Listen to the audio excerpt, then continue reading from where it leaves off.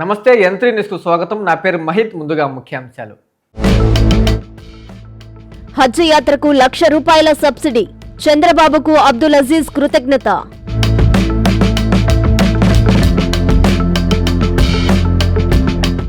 మర్రిపాడు వద్ద రోడ్డు ప్రమాదం. ఒకరు దుర్మరణం, 5గురికి గాయాలు.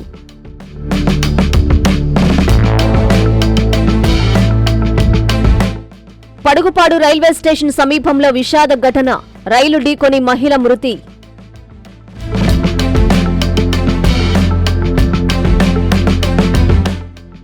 వైభవంగా ఉదయ కాళేశ్వర స్వామివారి బ్రహ్మోత్సవాలు. ఉత్సవాల్లో పాల్గొన్న వేమిరెడ్డి సోదరులు.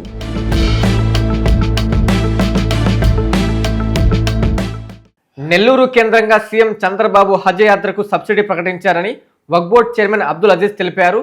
ప్రతిపక్షంలో ఉన్నప్పుడు నాడు చంద్రబాబు హజ్ యాత్రికులకు ₹1,00,000 ప్రకటించారన్నారు. ఇచ్చిన మాట ప్రకారం అమలు చేశారని అజీజ్ స్పష్టం చేశారు.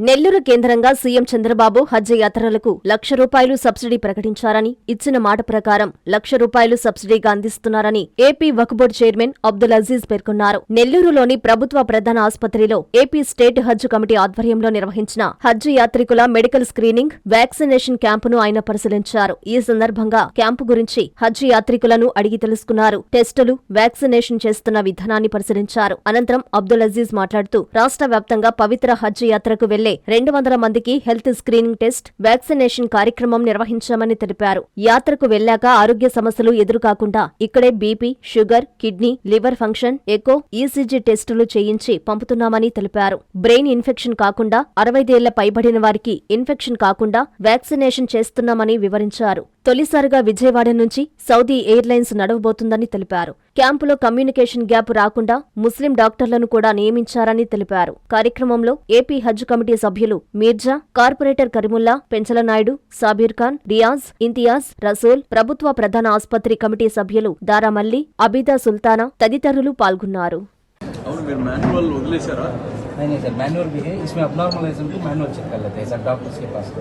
ఆంధ్రప్రదేశ్ ప్రభుత్వం మరి హజ్ కమిటీ ద్వారా ఎవరైతే పవిత్ర హజ్ యాత్రకు పోతున్నారో మన గవర్నమెంట్ తరపు నుంచి వాళ్ళకి రాష్ట్రం మొత్తం మీద 2,000 మంది, 1999 మంది వాళ్ళందరికీ గవర్నమెంట్ హాస్పిటల్స్లో screening test, health screening test చేయిస్తున్నారు. ఇక్కడ ఫిట్ ఉండే వాళ్ళకి యాత్ర చేయడానికి అనుమతులు ఇస్తారు.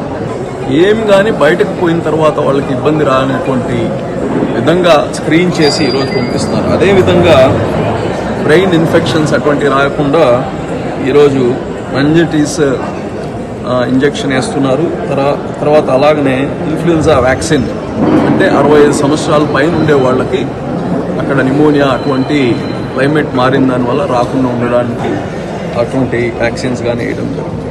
మొట్టమొదటిసారిగా విజయవాడ ఇక్కడ కానీ ఎంబార్కేషన్ సెంటర్ మన విజయవాడలో పెట్టడం, ఈసారి సౌదీ ఎయిర్లైన్స్ ఫస్ట్ టైము విజయవాడలో ల్యాండ్ అవబోతుంది. ఇక్కడి నుంచే డైరెక్ట్గా పోయే పరిస్థితిగా.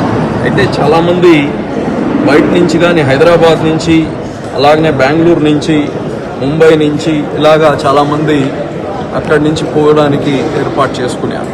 హజ్ కమిటీ నుంచి మెంబర్ మిర్జా గారు కానీ వచ్చారు. అలాగనే ఇక్కడ గతంలో కానీ ఎక్స్ హజ్ కమిటీ మెంబర్గా మన ఇలియాస్ గారు ఉన్నారు.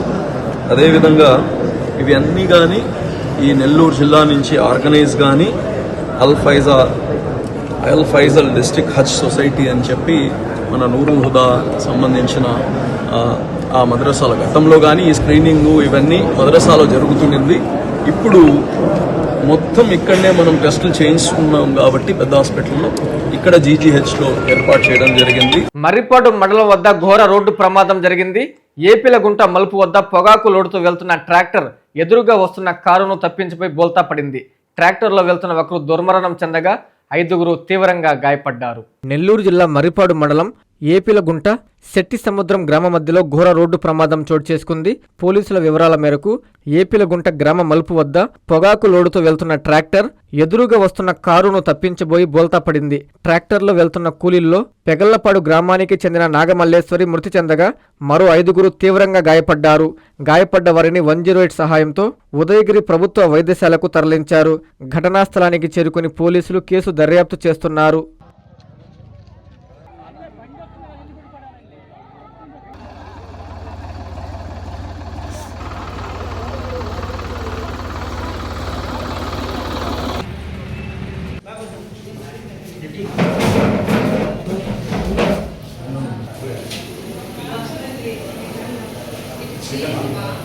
రైలు ఢీకొని మహిళ మృతి చెందిన విషాద ఘటన నెల్లూరు జిల్లా కోవూరు మండలం పడుగుపాడు రైల్వే స్టేషన్ సమీపంలో చోటు చేసుకుంది.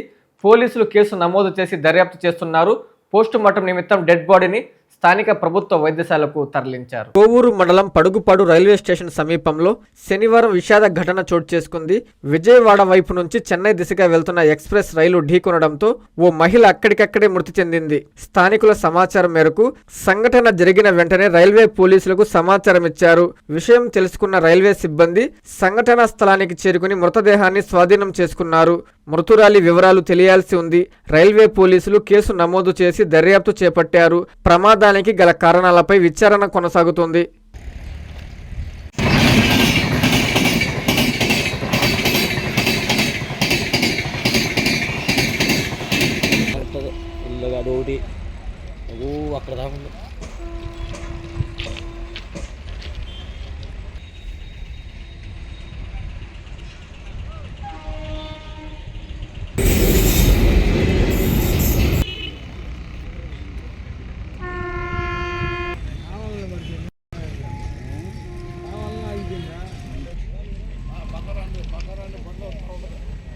చూస్తున్నా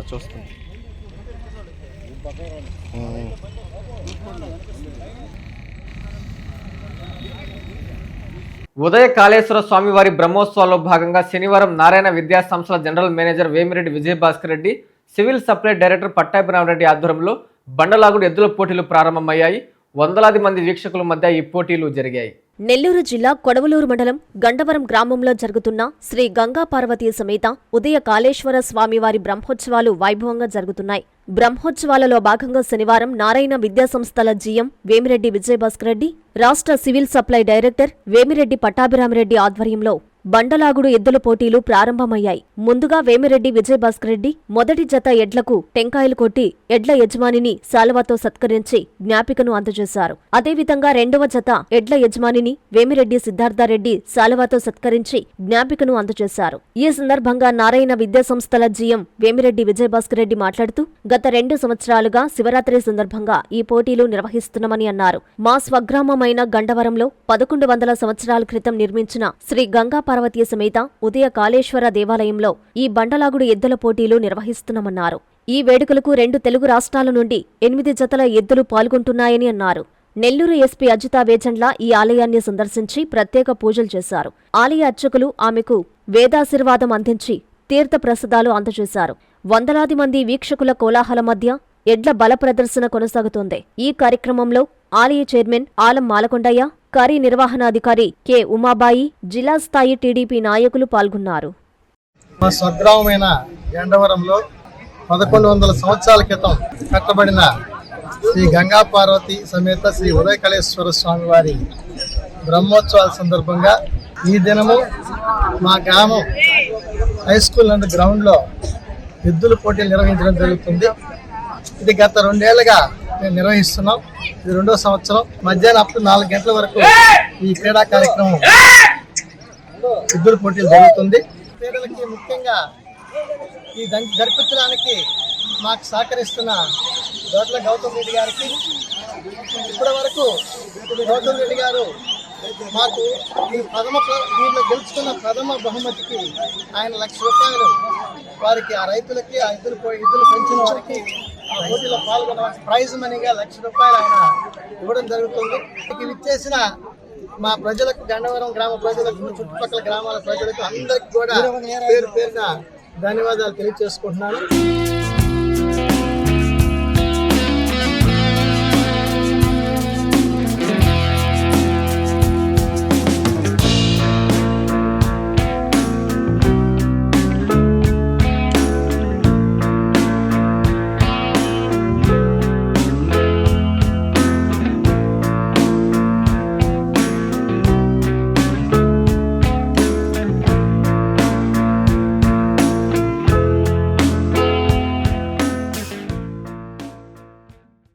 ఈ నెల 15వ తేదీ నుంచి సీతారామపురంలోని ఘటిక సిద్ధేశ్వర స్వామి ఆలయంలో మహాశివరాత్రి బ్రహ్మోత్సవాలు అత్యంత వైభవంగా జరగనున్నాయి. శివపార్వతుల కళ్యాణాన్ని కన్నుల పండుగగా నిర్వహించేందుకు నిర్వాహకులు అన్ని ఏర్పాట్లు చేశారు. నెల్లూరు జిల్లా సీతారామపురం మండలంలోని ప్రముఖ ప్రాచీన పుణ్యక్షేత్రమైన ఘటిక సిద్ధేశ్వర స్వామి ఆలయంలో మహాశివరాత్రి ఉత్సవాలకు ముస్తాబవుతుంది. ఈ నెల 15వ తేదీ నుంచి ప్రారంభం కానున్న మహాశివరాత్రి వేడుకల్లో భాగంగా శివపార్వతుల కళ్యాణాన్ని అత్యంత వైభవంగా నిర్వహించేందుకు నిర్వాహకులు ఏర్పాట్లు పూర్తి చేశారు. ఉత్సవాల రోజున ఉదయం వినాయక పూజతో మొదలై సిద్ధేశ్వర స్వామికి మహాన్యాసపూర్వక రుద్రాభిషేకాలు, ఇష్టకామేశ్వరి అమ్మవారికి లలిత సహస్రనామార్చన, ఖడ్గమాల కుంకుమార్చన వంటి విశేష పూజలు జరగనున్నాయి. అలాగే కాశీనాయన స్వామి వారికి ప్రత్యేక అభిషేకాలు నిర్వహించనున్నారు. సాయంత్రం కనుల పండుగగా జరిగే శివపార్వతుల కళ్యాణంతో పాటు ఆధ్యాత్మిక ప్రసంగాలు, భజనలు భక్తులను అలరించనున్నాయి. వేడుకలకు వచ్చే భక్తులందరికీ రోజంతా నిరంతర అన్నప్రసాద వితరణ సౌకర్యం కల్పించడమైంది. ఆధ్యాత్మిక శోభతో విరాజిల్ల ఈ మహాశివరాత్రి ఉత్సవాల్లో భక్తులు అధిక సంఖ్యలో పాల్గొని స్వామివారి కృపను పొందాలని ఆలయ కమిటీ కోరుకుంటుంది. అలాగే భక్తుల సౌకర్యార్థం ఎటువంటి ఇబ్బందులు కలగకుండా ప్రత్యేక ఏర్పాట్లు చేయడం జరిగిందని తెలిపారు. మహాశివరాత్రిని పురస్కరించుకొని ప్రత్యేక బస్సు సౌకర్యం ఉందని తెలిపారు.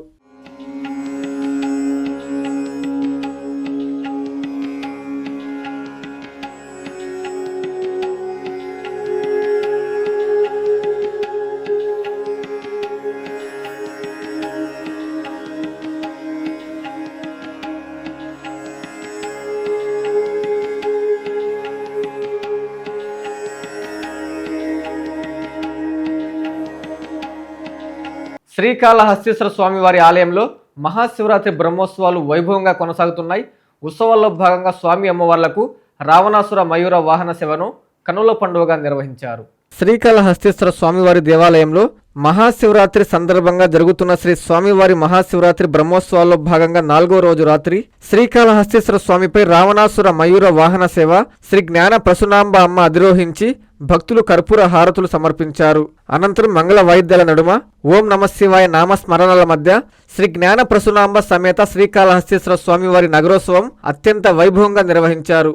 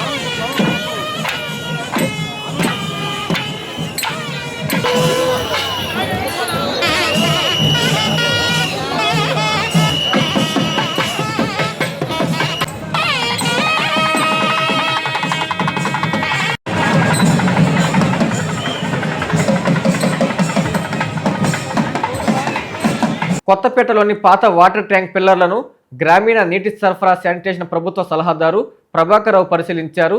తక్షణమే వాటిని మరమ్మతులు చేపట్టాలని ఆయన అధికారుల్ని ఆదేశించారు. ఎక్కడా లోపాలు లేకుండా మరమ్మతులు సాగాలని స్పష్టం చేశారు. రాపూరు కొత్తపేటలోని పాత వాటర్ ట్యాంక్ పిల్లర్లు దెబ్బతిని ప్రమాదకరంగా మారాయన్న సమాచారంతో గ్రామీణ నీటి సరఫరా శానిటేషన్ విభాగం రాష్ట్ర ప్రభుత్వ సలహాదారు ప్రభాకర్ రావు శనివారం ట్యాంకును స్వయంగా పరిశీలించారు. ఈ సందర్భంగా ఆయన ట్యాంక్ పిల్లర్ల పట్టుత్వాన్ని క్షుణ్ణంగా పరిశీలిస్తూ అధికారులకు పలు కీలక సూచనలు చేశారు. పిల్లర్ల పైన ఉన్న సిమెంట్ పెచ్చులు ఊడిపోయి లోపల ఉన్న ఐరన్ రాడ్లు తుప్పు పట్టి బయటకు కనిపిస్తుండటంతో తక్షణమే మరమ్మతులు చేపట్టాలని ఆదేశించారు. ముఖ్యంగా పిల్లర్లపై ఉన్న సిమెంట్ భాగాన్ని పూర్తిగా తొలగించి అవసరమైన చోట కొత్త స్టీల్తో వెల్డింగ్ చేసి పటిష్టం చేయాలని సూచించారు. స్ట్రక్చర్ బలంగా ఉండాలంటే ఎక్కడా లోపాలు లేకుండా మరమ్మతులు సాగాలని స్పష్టం చేశారు. ఈ కార్యక్రమంలో ఆయనతో పాటు RWS SE Vijayabhaskar, executive engineer Reddaiah, DDE Nagaraju, AE Anjaneyulu, panchayat కార్యదర్శి బాలకృష్ణారెడ్డి, ఇంజనీరింగ్ అసిస్టెంట్లు కూడా హాజరై ట్యాంక్ పరిస్థితిని అధికారులకు వివరించారు. ప్రజల భద్రత దృష్ట్యా ఈ మరమ్మతులను సత్వరమే పూర్తి చేస్తామని అధికారులు వెల్లడించారు.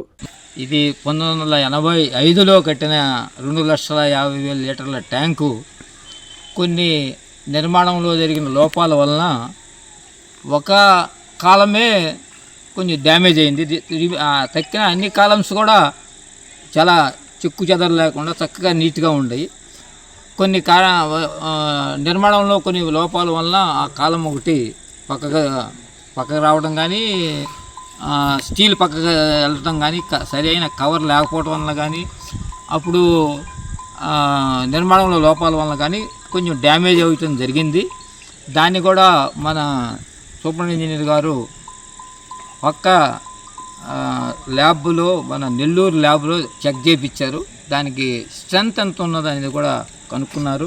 పోస్ట్ రాక్ మెటీరియల్ కొన్ని హై స్టాండర్డ్ మెటీరియల్స్ వచ్చినాయి. ఇప్పుడు ఆ మెటీరియల్స్ వాడి ఆ కాలం కనుక మనం రెక్టిఫై చేస్తూ, తక్కిన కాలమ్స్ కూడా రెక్టిఫై చేస్తూ, ఎక్కడైతే బ్రేస్లు కానీ స్టీల్ కానీ రస్ట్ బట్టి చాలా తక్కువ డయా అయిపోయినాయి, అవి కూడా వెల్డ్ చేసి మళ్ళీ మొత్తం 6 కాలమ్స్ని ఎన్కేస్ చేస్తూ, అంటే ఒక 0.3/0.3 ఉన్న సైజుని 0.5/0.5 చేస్తూ మొత్తం కాలమ్స్ అన్నీ ఎన్కేస్ జరగాల. ఎన్కేస్ జరిగితేనే ఇది మళ్ళీ ఆ స్ట్రెంత్ M30 కాంక్రీట్ వేసి విత్ వైబ్రేటర్ వాడాలా. As per quality, as per code ప్రకారంగా, క్వాలిటీ ప్రకారంగా కనుక ఈ ట్యాంక్ చేస్తే ఇంకొక మీకు నిరభ్యంతరంగా 20-30 సంవత్సరాలు దీన్ని వాడుకోవచ్చు అనేది నా అభిప్రాయం. అదే మా ఇంజనీరింగ్ అధికారులందరూ చక్కగా దగ్గరుండి చక్కగా ఈ ట్యాంక్ పని చేసేటప్పుడు మాత్రం నీళ్లు మాత్రం ఎక్కించొద్దు. ఇప్పుడు పని ఎక్కించి వాడుతున్నారు దీన్ని. పని జరిగేటప్పుడు మాత్రం ఎట్టి పరిస్థితుల్లో నీళ్లు ఎక్కించొద్దు. దానికి ఆల్టర్నేటివ్ అరేంజ్మెంట్స్ సర్పంచ్ గారిని చూడవలసిందిగా కూర్చున్నాం. 1985లో కట్టిన ఒక ట్యాంక్ 250 లీటర్ కెపాసిటీ ట్యాంకును మరమ్మతులు చేయడానికి ఒక 5 lakhs, ఒక 5 lakhs 2 వర్కులు శాంక్షన్ చేయడం జరిగింది. మరమ్మతులు చేయడానికి సలహాలు ఇవ్వడానికి విజయవాడ నుంచి ప్రత్యేకంగా ఇక్కడికి రావడం జరిగింది. ఇటువంటి సార్ డిపార్ట్మెంట్లో పనిచేసేటప్పుడు చాలా వరకు చేయడం జరిగింది. సార్ యొక్క అనుభవంతో మేము ఈ సలహా తీసుకుని దీన్ని తిరిగి మళ్ళీ ఒక 25 నుంచి 30 సంవత్సరాల వరకు దీని లైఫ్ పెంచడం కోసం మేము ప్రయత్నం చేయడం జరిగింది. నంద్యాల జిల్లా శ్రీశైలం దేవస్థానంలోని మహాశివరాత్రి బ్రహ్మోత్సవాలు కనుల పండుగగా జరుగుతున్నాయి. ఉత్సవాల్లో భాగంగా స్వామి అమ్మవార్లను పుష్ప పల్లకి సేవ ఘనంగా నిర్వహించారు. నంద్యాల జిల్లా శ్రీశైలం దేవస్థానంలోని మహాశివరాత్రి బ్రహ్మోత్సవాలు వైభవంగా జరుగుతున్నాయి. ఈ ఉత్సవాల్లో భాగంగా స్వామి అమ్మవార్లను పుష్ప పల్లకి సేవ నిర్వహించారు. ప్రత్యేకంగా అలంకరించిన శ్రీ స్వామి అమ్మవార్ల ఉత్సవ మూర్తులను అక్క మహాదేవి అలంకార మండపంలో వేంచేపు చేయించి ప్రత్యేక పూజలు జరిపించారు. తదుపరి పుష్కరి పల్లకి మేళతాళాలతో స్వామి అమ్మవార్లను తోడుకుని వచ్చి వివిధ పుష్పాలతో అలంకరించిన పుష్ప పల్లకిలో ఊరేగించారు. ఈ కార్యక్రమంలో ఆలయ చైర్మన్ రమేష్ నాయుడు, దేవస్థానం ఈవో ఎం శ్రీనివాసరావు పాల్గొన్నారు.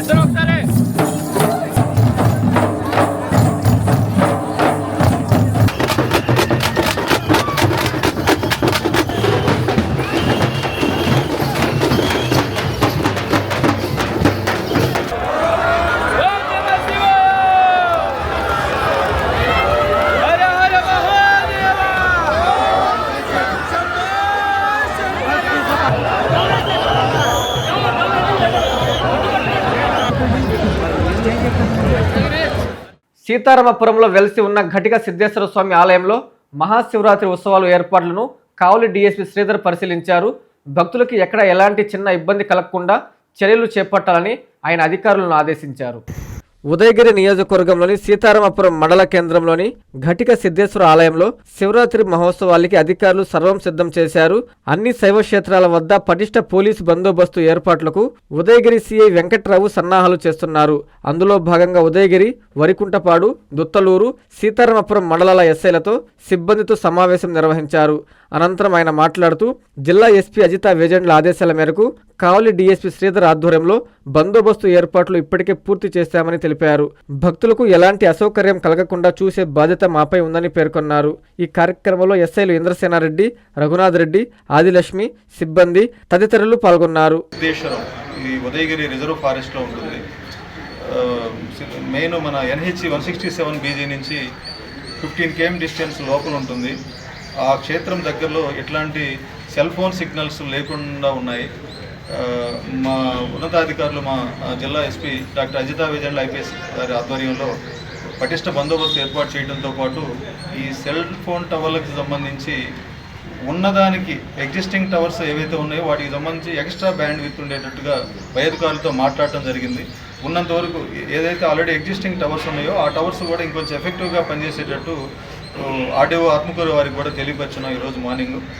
సెల్ ఫోన్ సిగ్నల్స్ కూడా కొంత ఏరియా వరకు కవర్ అవుతాయి తప్ప టెంపుల్ ప్రెమిసెస్లో ఒక 5-6 కిలోమీటర్ల వరకు ఎట్లాంటి సెల్ ఫోన్ సిగ్నల్స్ పనిచేయవు. కాబట్టి సిద్ధేశ్వరంకి వెళ్ళే ఎన్ రోడ్డు వెంబట ఎక్కడైతే పోలీస్ సిబ్బంది మీకు దగ్గరలో ఉంటారో వారు సూచించే సూచనలు పాటిస్తూ ఫస్ట్ టైం మొట్టమొదటిసారి మనం 2 పార్కింగ్ ఏరియాలు ఏర్పాటు చేయడం జరిగింది.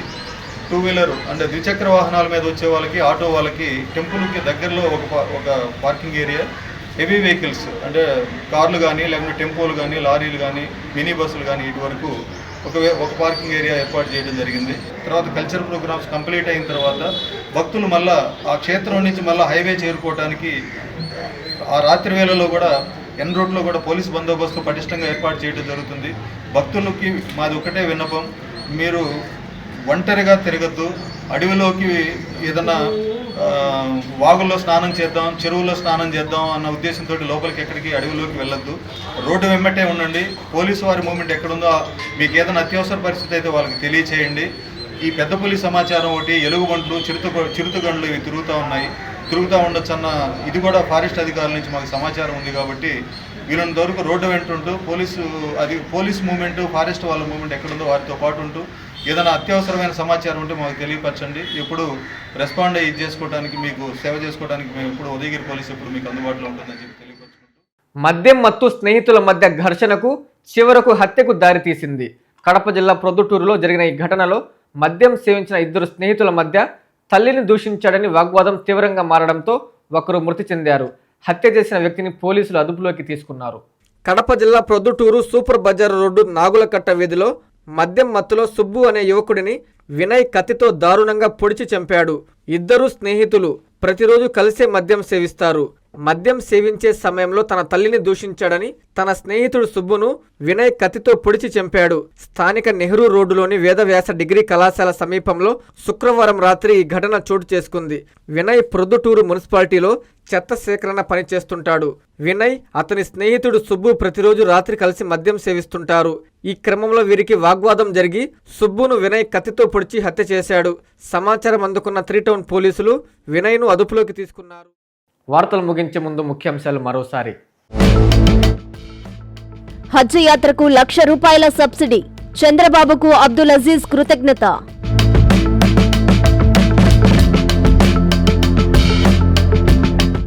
మర్రిపాడు వద్ద రోడ్డు ప్రమాదం, ఒకరు దుర్మరణం, 5గురికి గాయాలు.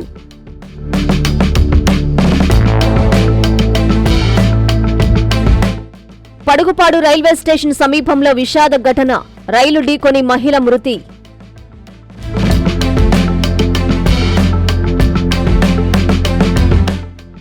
వైభవంగా ఉదయ కాళేశ్వర స్వామివారి బ్రహ్మోత్సవాలు, ఉత్సవాల్లో పాల్గొన్న వేమిరెడ్డి సోదరులు.